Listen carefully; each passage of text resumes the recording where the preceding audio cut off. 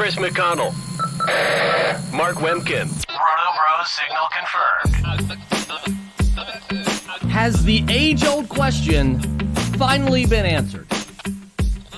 Has it finally been answered? Do I, Chris McConnell, do I have the answers? Have I figured out the formula to winning your fantasy league? I like to think I do. Of course, we all like to think we do. But the age-old question entering the season, going into your draft, is always, what's the best strategy? What strategy should I go? Do I go wide receiver heavy? Go zero RB? Do I go hero RB? A draft strategy that has recently gained a lot of traction. Yours truly is not a fan of it.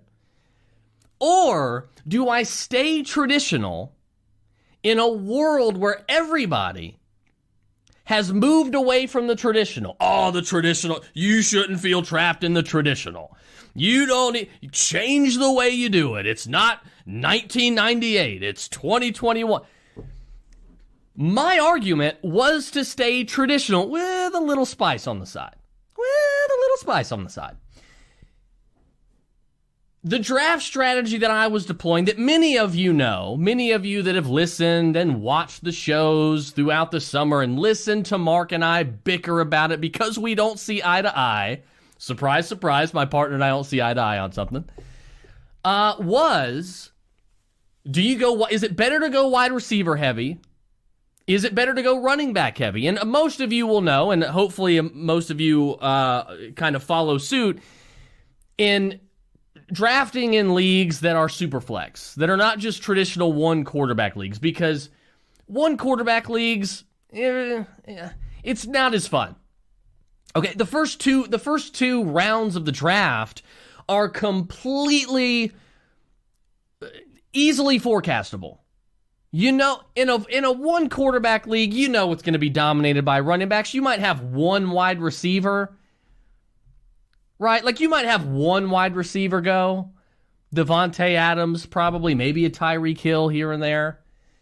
But for the most part, you know what's going to happen, right? You know who's going to be there where you draft. But in a super flex league that puts more emphasis on the quarterback position, that's where things get interesting. That's where you don't really, it's harder to forecast the first 2-3 rounds. But we try to forecast it anyway for your, for your benefit. Well, so anyway, I'm a long-winded opening way of saying you probably should have gone running back early. You probably should. And you probably, now maybe you didn't. Maybe your team's just fine. Maybe you're not facing injuries. Maybe you've gotten lucky. But I'm here to tell you right now that your team, and we're really specifically talking like Superflex 1QB redraft here,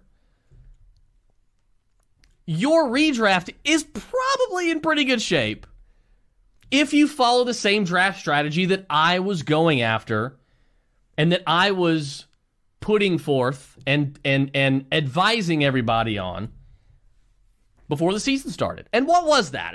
What was that, Chris? Like, if you weren't following, what is that, Chris? Please share. I will share with you what that was if you don't know, because I talked about it on numerous shows, beating a dead horse every week. Get these guys. And there were specific reasons why we're going to get to that. There's evidence for it. And by the way, this is going to be a running back heavy show. It's going to be all running backs. Running backs move the needle. Everybody loves to talk running back. You talk running backs till the sky turns green, right? So we're going to talk running backs tonight. So my draft strategy was, I knew I'm going to go running back early. It was always go running back early. But what did I always caution each and every one of you against doing? Going into a draft with a locked and loaded draft strategy through 3 rounds.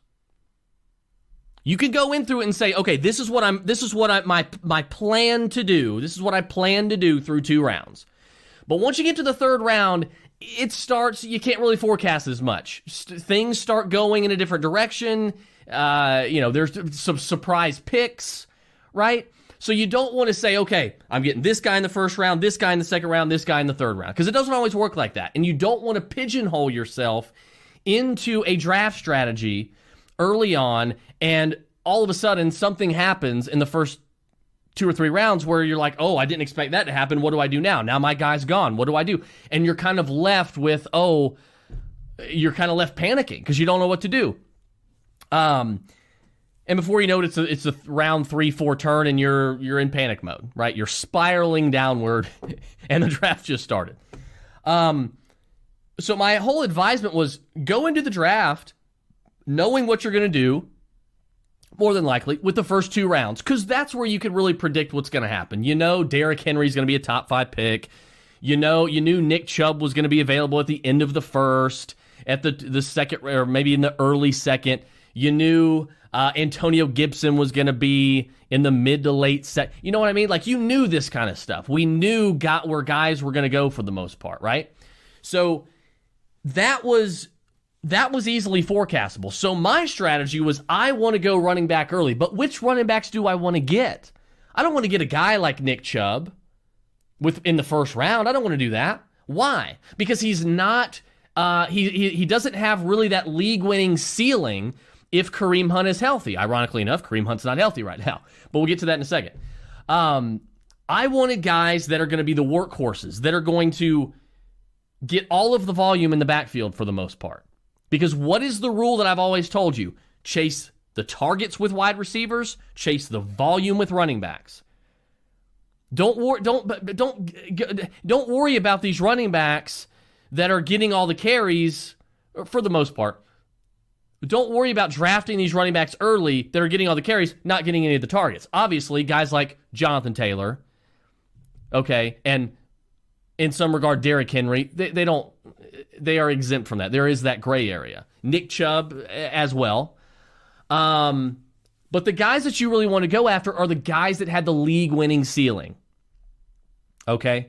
The guys that were going to were on good offenses, even if they weren't on good offenses, but the guys that were going to be on good offenses, good football teams, well-coached, they were going to see a lot of volume.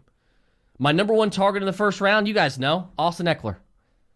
And you were able to get him in the very end of the 1st, and then come back around on the swing and get Najee Harris. Sometimes, many times, you could even turn that around.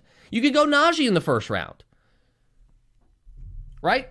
And right off the bat, and that's why I loved drafting and redraft. That's why I love drafting, especially in Superflex, at the 9, 10, 11, 12 pick, because I wanted those boom, boom, those back-to-back workhorse running backs. Even if I ended up with Chubb, sometimes I'd end up with Ezekiel Elliott. And I know Chubb's been hurt, but he's going to be fine. We know he's going to be a top 10, 11 running back rest of the way when he comes back. But I wanted to start off with guys like that because I knew, for the most part, that in the 3rd round, I could come right back around and go running back a 3rd time. And that's where I would typically lose everybody. They're like, whoa, super flex league, and you haven't drafted a quarterback until the 4th round? No. I wasn't drafted a quarterback until the 5th round. Why? Because I knew Tom Brady was typically there in the 5th round. And look what's happening with Tom Brady. Right? So what were you doing in the 4th round? Well, you were getting your wide receiver 1 in the 4th round. You were getting either Amari Cooper, you were getting Adam Thielen. Very high quality, highly reliable, for the most part, wide receivers. Yeah, they're not going to finish as wide receiver 1, but they could finish as a top 10 wide receiver. And if you can get a top 10 wide receiver in the 4th round, you're going to do it every time. So not only do you start your draft off with 3 workhorse running backs who are getting a vast majority of the targets, who are seeing a lot of volume and scoring a lot of fantasy points, but you were getting a borderline wide receiver 1 in the 4th round and then getting your QB 1 in the 5th. And sometimes even in the 6th round. I know, it's crazy. Well, Superflex, Chris, so what are you going to do? What about your second quarterback? Well, that's where, Kirk Cousins comes into play. Look where Kirk Cousins has been. Kirk Cousins has been excellent for the most part this year. Kirk Cousins, top 13 quarterback. If your second quarterback is a top 13 fantasy quarterback, who's, by the way, the top 13, he had his bye week. He hadn't even played 7 games.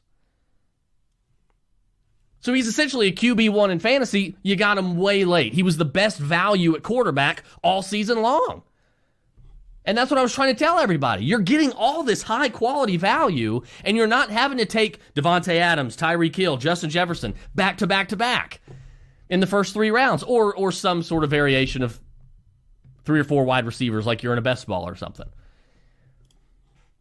Well, who's the other third running back? DeAndre Swift. So, I've stalled long enough. Let's review these guys, because right now, had you used that draft strategy, now sometimes, look, I was pretty much always getting DeAndre Swift, and I was always getting one of Najee or Eckler. Sometimes I had to have a game plan. I had to have a fourth head that I was willing to draft. So who was the fourth guy? Typically Zeke. It had been Chubb, Nick Chubb sometimes, I think like once or twice. But for the most part, it was 3 out of 4 of those guys. And even Zeke's been fine. But for the most part, I'd say probably 80% of my redraft leagues, I started off with Eckler, Najee Harris, and DeAndre Swift. And if you did that, you drafted 3 of the top 5 running backs through 7 weeks. Is it the best draft strategy? I don't know. I don't know. I don't think we're not gonna go into 2022 like, oh, this is the best draft strategy. Like, there's no argument anymore. There's always gonna be an argument, I think. But right now, there's a strong argument nearly halfway through the season that heavy RB is the way to go. And I will pound the table for heavy RB. Now, I get it. Maybe you drafted a running back, Christian McCaffrey. But again, you weren't getting 3 workhorse. If you were drafting at the first or second pick, you weren't getting 3 workhorse running backs. Okay, in the first 3 rounds, more often than not saying it every time, but more often than not, you weren't getting 3 high-quality workhorse running backs with league-winning ceilings. But you were if you were drafting at the end of the first round and taking the heavy and going with the heavy RB strategy with these 3 guys. Austin Eckler right now, RB4. Najee Harris, RB5 as a rookie. There was actually discussion on Twitter, on fantasy Twitter, that Najee Harris shouldn't be drafted as a top 12 running back. With the volume that he was going to get. There was actually people saying these things. Less than 365 days after experiencing the James Robinson experience. After going through the James, there were still people saying a more talented running back all the way around in every facet of the game. On a better team, with a better coach, with a better quarterback than what James Robinson had last year. And arguably even a better offensive line, arguably, is not worth a top 12 pick. We saw what James Robinson did. He was a top 5 running back last year, top 6 running back last year. For the Jaguars. So what made you think that Najee Harris, if he stayed healthy with this massive amount of volume, wasn't going to be an RB1 in fantasy? We told you this back in May this was going to happen. All he has to do is stay healthy. Now, he could miss even a game or 2. He could still finish as an RB1 in fantasy.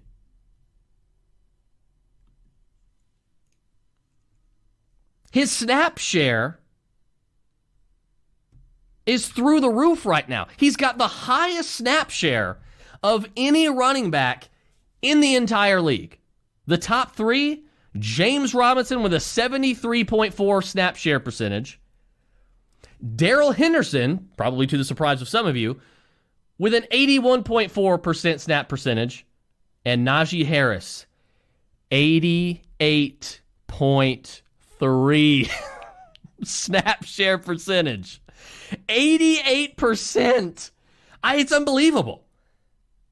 Just to kind of put that in perspective here, the top three last year, to show you what Najee Harris is doing through 7 weeks, the top three last year, the top three snap share percentage at the end of last season, David Johnson for the Texans, 73.8. David Montgomery for the Bears, 73. Ezekiel Elliott, 72.5. Snap share percent. That was the highest. Nobody even came close to 80%. Najee Harris is at 88%. That keeps up. Najee Harris is probably going to finish the season as a top 5 running back. He is currently RB5 in fantasy right now. DeAndre Swift, RB2. RB2. You love to see it. And I love to see it mainly because you're kind of able to sort of dunk on all of the Jamal Williams people who panicked and sold DeAndre Swift and took him off their draft board after Anthony Lynn said, yeah, we kind of see Jamal Williams as like a 1A or a 1B. He's going to be heavily involved. He's going to be our starting running back. He's going to catch the most yada, yada, yada. It was all coach speak. That's all it was.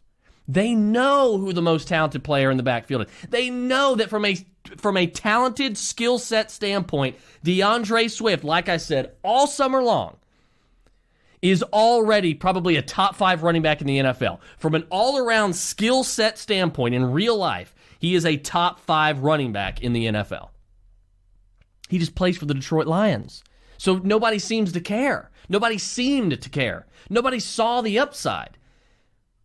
And even Mark and I agreed on this. We were like, look, this guy gets the majority of the pass catches. He literally has RB1 in his range of outcomes. It's probably not going to be RB1 that's reserved for like guys like CMC and, all that. But like, he's got that in his range of outcomes if he receives the majority of the receiving work, which I always believed he would. I was seeing right through Anthony Lynn. But how much is he seeing in actuality? And is there a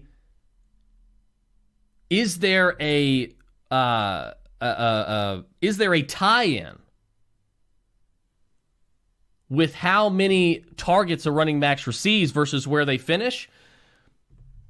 There's a little more to it than that, but for the most part, yeah. There is some correlation there. You chase the running backs getting the volume. DeAndre Swift has out-targeted Jamal Williams this season 52-18.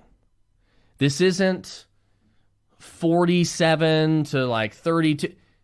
52-18. It's not even remotely close. It's nowhere remotely close. DeAndre Swift is, not only is he vastly more talented than Jamal Williams, but he is outplaying him in nearly every facet of the game. He has 1 more rushing touchdown. He's got 7 more carries than Jamal Williams. So it's pretty evenly split when it comes to carrying the football. The difference is, and the reason DeAndre Swift is RB2 in fantasy right now is because of the 52 targets and the 2 receiving touchdowns and the 391 receiving yards on 42 catches. The involvement in the passing game, and we told you guys this, he was vastly better than Jamal Williams was in the passing game. What did Jamal Williams ever do to harm Aaron Jones? Nothing. He never harmed Aaron Jones' fantasy value. Now, would Aaron Jones have been better in fantasy and probably battling CMC for overall RB1? Yeah, if Jamal Williams wasn't there. But he had no problems being a top 5 running back like, 2-3 years in a row? So he was never going to affect DeAndre Swift as long as they involved DeAndre Swift and allowed him to be DeAndre Swift. And as long as Swift is getting this sort of work, and it's not going to stop because he's proven he can do it, It's not like he's not being productive with the work that he's given. It's going to continue. All three of Eckler, Najee, and DeAndre Swift are top three in the, all three of them are in the top 10 in the NFL in running back targets. 6 of the top 10 running backs are also top 10 in targets. There's your correlation. Aaron Jones is 11th. He's right behind Kenny Gainwell in targets. And that's he's obviously going to surpass Kenny Gainwell sooner rather than later.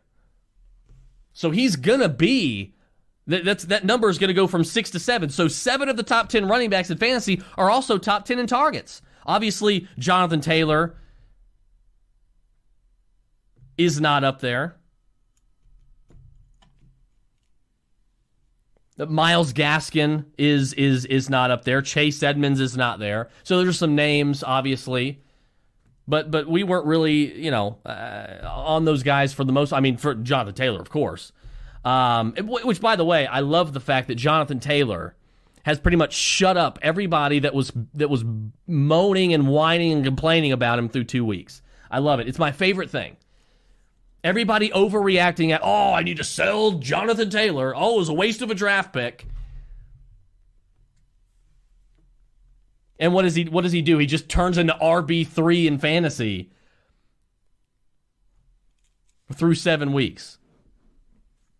Same thing. He's the running back version of Kyle Pitts. Kyle Pitts is like doing these things that we all expected him to do for the most part. These all generational tight end things that he's doing right. He just got off to a slow start. He's a rookie. It happens. Jonathan Taylor was off to a slow start last year, his rookie year. And guess what? He finishes a top 5 running back. Patience, people. Patience. Things don't always happen overnight. So, look, all 3 of those guys have remained healthy, and you're lucky. I get it. Not everybody. You drafted CMC, you kind of drew the short end of the stick there. He hasn't stayed healthy. Kamara stayed healthy. Derrick Henry stayed healthy. Even Nick Chubb has been banged up. Zeke has stayed. You're gonna obviously running back. This was the point of contention, I think, for Mark and I during the entire offseason was, all summer long was, we constantly say that running back is the most injury prone position in the entire league, and it is. Unquestionably, it is. And then the argument, the counterpoint was, well, why would you, if knowing that, why would you want to invest so many early round picks, 3 to be exact, in players at that position?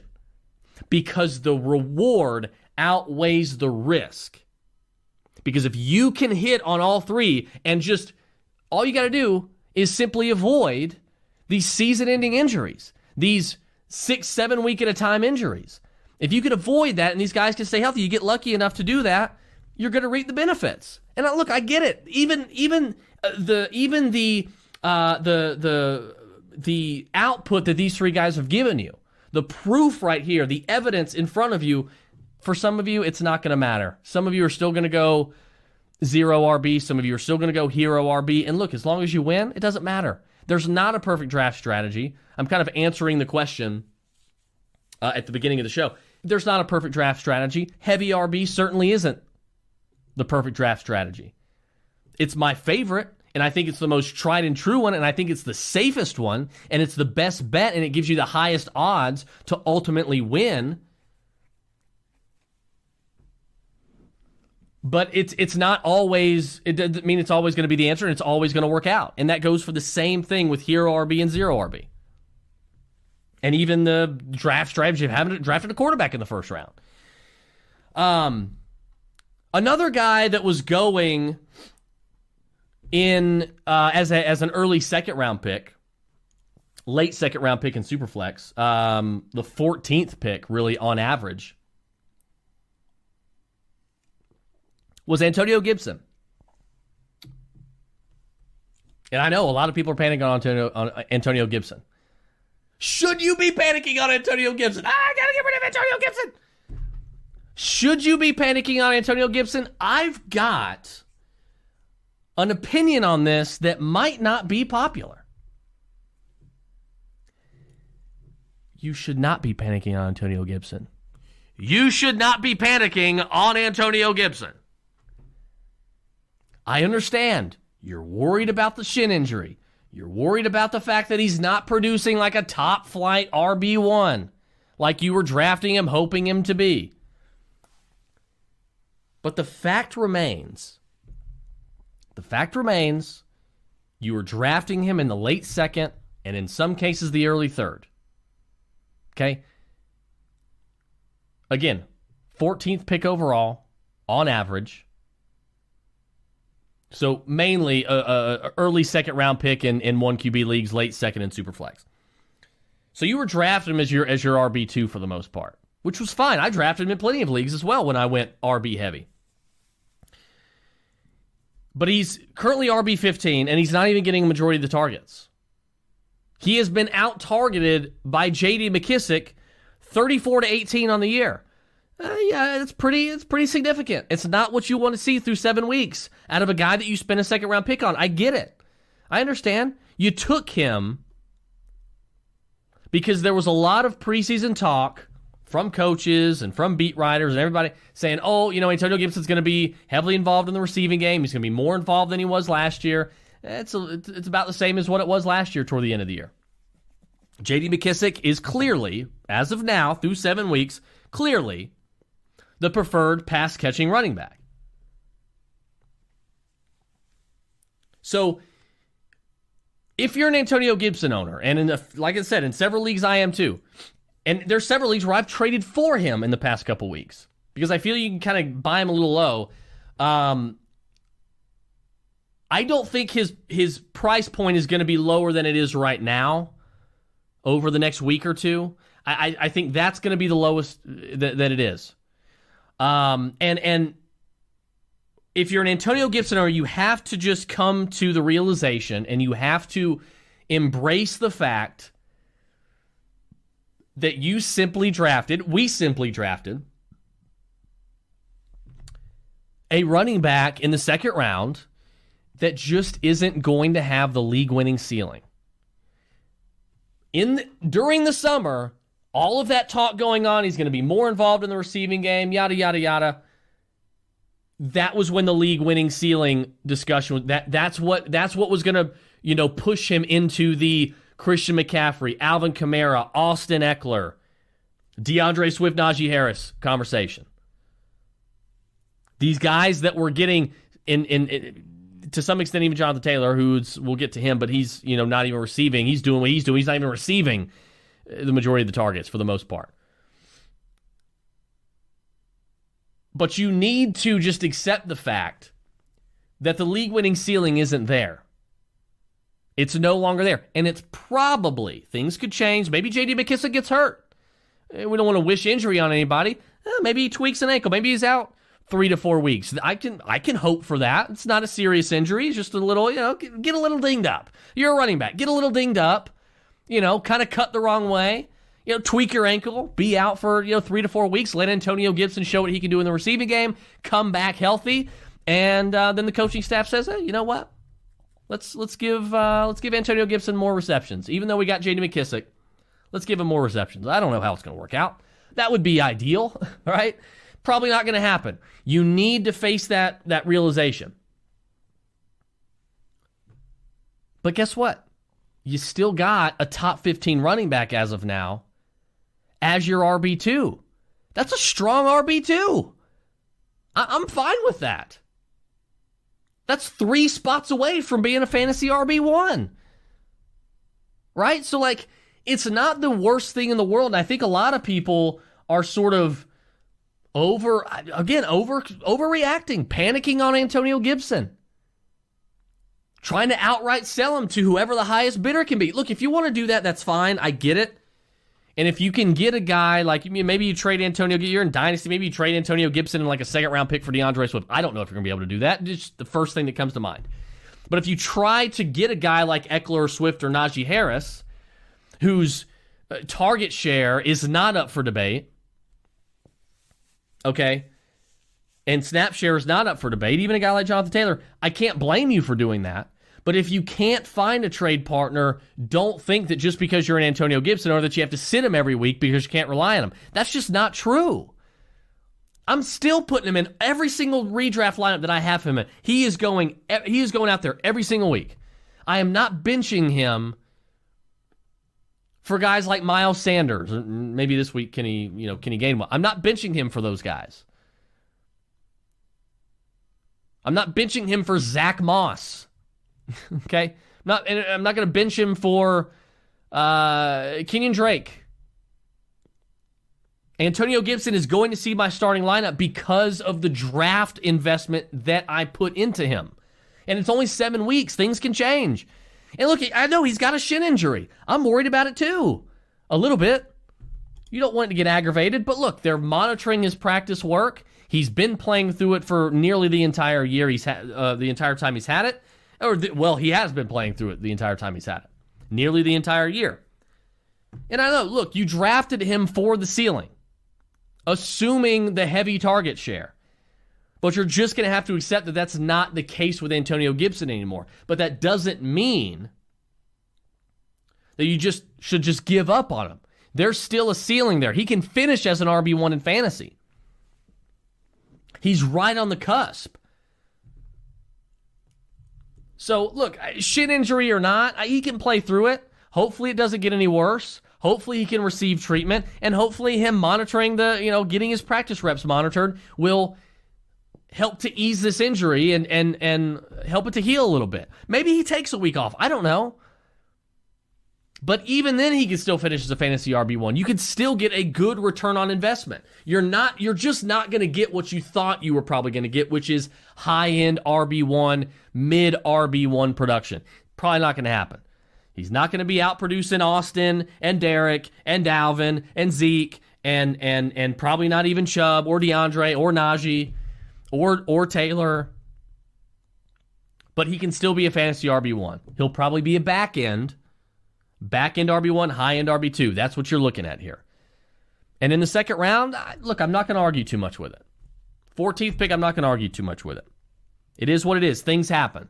But if he can play through it, Antonio Gibson's going to be fine. He was a shoelace tackle away. Do you realize this? He was a shoelace tackle away last week on Sunday from scoring a touchdown. And if he did, your worries about Antonio Gibson would be significantly lower, would they not? Yes. We all know it. So just keep that in mind. You're right on the edge with Antonio Gibson. It's like you're just right. You can't break through that wall, but you're right there. Will he break through the wall? I don't know. I have no idea. But being right at the wall, rubbing up against it, I think that's good enough. I'll take it. It's better that than him being off the field with a shin injury or not producing at all. So I'll take it. And also, if I recall correctly, Antonio Gibson did not play in the final quarter. If I'm not mistaken. Yeah, he sat out the final quarter last week. Or, the week 6 matchup against the Chiefs. He sat out the final quarter. So he only played 3 quarters. And again, he was a shoelace tackle away from scoring a touchdown. Calm down. It's only week 7. He's going to be fine. As long as he's healthy, he's going to be fine. The shin injury, I get it, makes you sweat a little.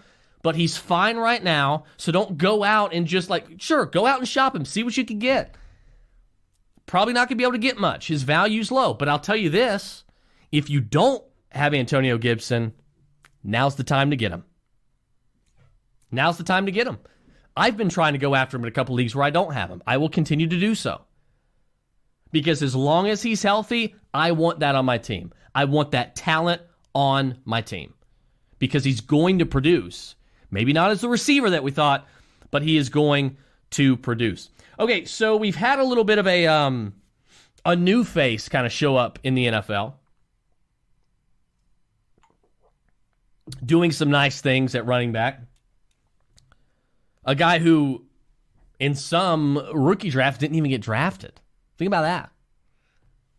In 4-round rookie drafts, this guy was mainly going undrafted. 6-round rookie drafts, he was going in the 5th or 6th round. Khalil Herbert, man. The Bears, I think they found a gem here. I think they absolutely found a gem here. And I think a lot of us just looked like he was getting drafted around like where like Jamar Jefferson and Jarrett Patterson were, like those types of guys. He wasn't getting looked at as like a serious, he's a 3rd-string running back, maybe even 4th string when Tariq Cohen comes back. Like, that's how we were viewing Khalil Herbert. You don't even need to worry about him. Damian Williams is ahead of him. David Montgomery's healthy. He's obviously the lead back. Tariq Cohen's going to come back from the PUP list. He's going to be involved. Let me tell you something. Khalil Herbert may not be going away, and I get it. You're like, oh, this is a nice 3-game stretch. Let me sell high. David Montgomery's coming back. He's going to be, I'm telling you right now, Khalil Herbert, I think, is going to be here to stay. I'm not saying he's going to be a franchise running back, but I think for the most part, Khalil Herbert is going to be here to stay. Khalil Herbert has received 18 carries or more in every game that he started since Montgomery went down in week 4. 3 weeks in a row, and he's looked damn good doing it. Damian Williams, we're just talking about targets with running. Damian Williams leads all the running backs in Chicago with 14. But Khalil Herbert last week, when Damian Williams came back and everybody thought, oh, Khalil Herbert experiment's over. Even I was scared for Khalil Herbert. But everybody's like, oh, Khalil Herbert experiment's over. Damian Williams is the guy now. Go pick him up. Go scoop him up. Go trade for him. Yada, yada, yada. Khalil Herbert out-targeted Damian Williams last week in the receiving game 5-1 against Tampa. He looks to be a legit talent that's not going to go anywhere. And I get it. David Montgomery's going to be back. But I think this could turn out to be a full-blown split. David Montgomery may take the majority of the early down work, but Khalil Herbert, I think, is going to be heavily involved in the receiving game, if not the running game as well. I don't think there's going to be much of a change, to be quite honest with you. I do think David Montgomery is going to be given every chance to continue to be the guy. And I love David Montgomery. I think the world of him. I think they have 2 flat-out gems at running back right now. I do. I think they do. And hopefully, the production for both of them continues, because I've got Montgomery in several leagues, and I scooped up Khalil Herbert as fast as I could. And a lot of other ones. But he is valuable. He does have some value. And I just don't know how you can bench a guy or not involve a guy who has been this impressive 3 weeks in a row. It's not like he ran for 100 yards and then had a dud of a game for 36 yards and then came back and rushed for 100. This guy has essentially rushed for 100 yards in back-to-back weeks, has Khalil Herbert. One of which was against the best rushing defense in the entire NFL in the Tampa Bay Buccaneers. Fun fact, Tampa, all season long, had not allowed a running back to go over 67 rushing yards until Khalil Herbert last week went over 100. So that tells you Khalil Herbert didn't care. He didn't give a damn how good Tampa was against the run. He said, nah, just give it to me. Give it to me only 18 times. You don't have to give it to me 28 times. Give it to me 18 times. I'll get you 100 yards. That's what he said. Give me 5 targets in the receiving game. No big deal. Like, he's seeing the work here. So, I mean, and there was a. I'm sure a lot of you guys got it as well. The sleeper update where Khalil Herbert is moving up the depth chart. Well, we didn't know. I mean, that was fine, but we didn't know just how solid of a report that was, because he completely made Damian Williams just disappear like a fart in the wind. Damian Williams was nothing. And it looks like Damian Williams is a clear-cut third guy now, who is probably not going to be very involved in the backfield moving forward. Especially when David Montgomery comes back. So, yeah, you can drop Damian Williams. I woke up this morning. Of course, this morning was waiver morning for everybody. I woke up this morning to a bunch of sleeper and flea flicker updates. Damian Williams was like the most dropped player in all the leagues. So, yeah, you can go ahead and get rid of Damian Williams. Khalil Herbert right now is the only startable Bear.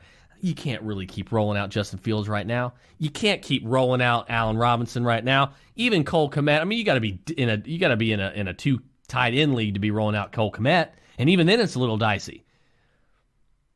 You're not starting Darnell Mooney.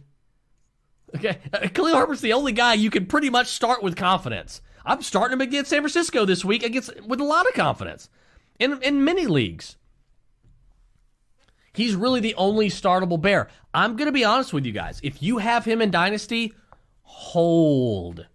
Strong hold. Because I don't know what he's going to end up doing. I don't know if he's going to end up being the guy for Chicago. Maybe David Montgomery comes back and Khalil Herbert just completely outplays him. David Montgomery is not the franchise guy. He's not the Saquon Barkley, the Ezekiel Elliott, the Jonathan Taylor, the Derrick Henry. He doesn't have that job security. David Montgomery could literally lose his job. A guy that you were drafting in the third round of fantasy drafts could lose his job to a sixth round rookie running back that wasn't even being drafted in sixth round rookie drafts. That was obviously going completely undrafted, completely ignored in redraft leagues this year. So it is not out of the realm of possibility whatsoever that Khalil Herbert ends the 2021 season as the Bears' RB1. So if you've got him, you are not cutting him even when David Montgomery comes back. Absolutely not. You are holding him. And if you are stacked at, like if you are 5 running backs deep and Khalil Herbert's like your 5th or 6th guy, like, okay, trade him. Look to see what you can get for him. If maybe you're weak at wide receiver, but you are absolutely not dropping Khalil Herbert. Don't do it. Okay, so sell highs. You know what? Those are some guys, obviously, that I like, that I believe in, that I'm keeping the faith on. You know, we talked about Austin Eckler and DeAndre Swift and Najee Harris, and we've been talking about them for months, about the high target share and why you should trust them, yada, yada, yada. As long as they're healthy, they're going to be top 10 running backs, all 3 of them. And right now, they're all top 5 running backs. Okay? Antonio Gibson. I just don't think you should panic yet. Top 15 running back, playing through an injury. I get it. I think he's going to be fine. Khalil Herbert. So those are guys, look, I'm buying Khalil Herbert. I'm buying Antonio Gibson. And I'm loving the fact that I started the season with Swift, Najee, and Eckler in a vast majority of my leagues.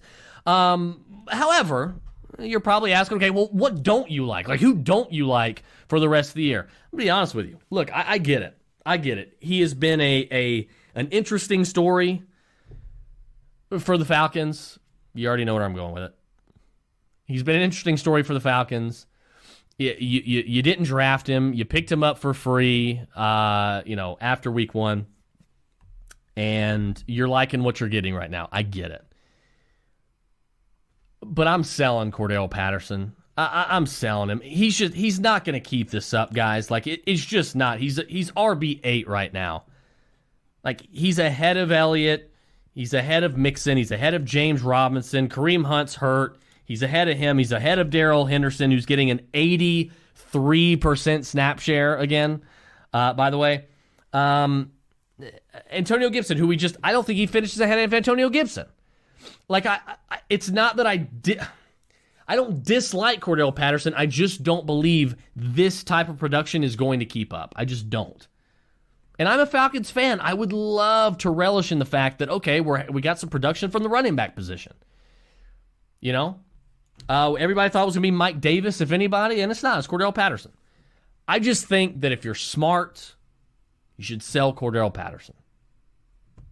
I don't see, and I'm not saying he's going to have a bad week this week or even next week or even the week after, but I don't think that by the time the real playoff stretch begins to rear its head And as you go into the playoff season, I do not believe Cordell Patterson is going to end the season as a guy that you can rely on, that's going to be, the fantasy running back surprise of the season. And a lot of times there's a guy like that. I don't think it's going to be Cordell Patterson. So my advice, I don't own Cordell Patterson anywhere because I wasn't going out and spending a bunch of fab on him and spending a waiver priority on him when everybody else was. Like, I'm going to save some of my money, some of my fab dollars for later on in the season when there's more important players coming about. So for me, I am selling Cordarrelle Patterson. I'm at least putting him on the trade block. Hopefully he's not like your second or third running back. Hopefully he's like, your fourth or fifth best running back on your team. He would be on most of my teams. So I would be, obviously, I'd never be starting him, so I would be looking to trade him for something. But look, if you could get a guy, I don't know if you could get James Robinson for him. Maybe there's a Falcons fan. Maybe there's a Falcons fan in your league. Could you get Leonard Fournette? Speaking of Leonard Fournette, we're talking about a couple buy lows through 7 weeks. Guys, Leonard Fournette's it, man. There's no reason why you shouldn't believe in Leonard Fournette. Leonard Fournette's done it before. We've seen him be a fantasy RB1 before. Currently RB10 on the season. 93 carries. He's top 10 in carries, top 6 in targets. He's getting the work. Sorry, he is top 10 in carries, top 5 in targets at the running back position. The only guys ahead of him, DeAndre Swift, obviously, Najee Harris, obviously, Cordell Patterson, surprisingly, Myles Gaskin, didn't expect that, I bet, and then you get to 5 with Leonard Fournette. It's a tie between Leonard Fournette and J.D. McKissic in targets, but he is ahead of J.D. McKissic when it comes to receptions, and he is tied for 4th with Eckler, Patterson, Edmonds with 27 catches. So to me, Leonard Fournette has still got that window, guys, where you can go out and you can say, "Hey, I'm trading Cordell Patterson for Leonard Fournette. If I can do it, I'm doing it." I'll be honest with you. If you wanted to trade Antonio Gibson and get Leonard Fournette, I'd do it. And I'm buying Antonio Gibson. He's the next guy that I was going to talk about. He's the other running back buy that I would be targeting, that I'm actively going out and trading for. I will trade for both of these guys. I love Leonard Fournette as a top 12 running back the rest of the season. And it would not surprise me, guys, if he stays a top 10 running back in fantasy the rest of the year. Why can't he finish ahead of Joe Mixon and James Robinson and Darrell Henderson and Antonio Gibson and Damian Harris? Even Nick Chubb. Why can't he? Ronald Jones isn't any good. We know that. Gio's not going to be involved enough. Leonard Fournette is a workhorse running back on arguably the best offense in the entire NFL. He's going to get a ton of goal line opportunities, a ton of scoring opportunities. He's the preferred back in between the 20s. He's the preferred back inside the 20s. He's the preferred back in the receiving game for Tampa. Like, there's nothing to not like about Leonard Fournette. Now, again, the analytics community would have you believe that Leonard Fournette just sucks. That is not true. They've been trying to pump up that and shove that false claim down your throat for years. He's not. He's good. Okay? Leonard Fournette is a good football player. He needs the touches, but he's a good football player. Scored 4 touchdowns, averaging 4.4 yards a carry. When it comes to targets, he's got 12 more targets than the next closest guy in the backfield, which isn't Ronald Jones. It's Giovanni Bernard. Giovanni Bernard, who was brought in to catch passes. He is outpacing him by 12 right now in the year. The only difference between the two is that Gio has 2 receiving touchdowns. Leonard Fournette doesn't yet have any. That's going to change. Leonard Fournette is it, guys. Like, Leonard Fournette is a guy you need to be targeting. If you own him, you need to hold tight, and you need to start him pretty much every week because the production's going to be there because the opportunity and the touches and the volume is going to be there for Leonard Fournette. So don't be surprised, guys, if Leonard Fournette is the surprise fantasy running back of the 2021 season. Thanks for listening. And don't forget to join the Roto Bros Fantasy Advice Lounge on Discord by going to patreon.com/RotoBros. Signal lost.